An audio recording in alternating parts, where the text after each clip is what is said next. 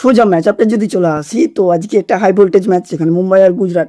তো প্রথমেই বলি সাই সুদর্শন আর 10 ভোল্ট। 10 ভোল্ট কিন্তু সাই সুদর্শনকে একবার আউটও করেছে, এটা একটা দেখার বিষয় আছে আজ কি হয়।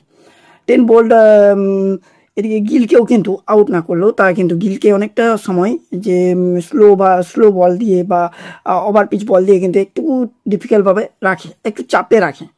বাট গিল কিন্তু বোল্টের বল কিন্তু খুব সুন্দর খেলে, এটা একটা দেখার। দ্বিতীয়ত হচ্ছে বুমরার কাছে তো সবাইকারই প্ল্যান করাই থাকে। বাট গিলের ক্ষেত্রে আজকে দেখার গিল বুমরার বিরুদ্ধে কীভাবে খেলতে পারে।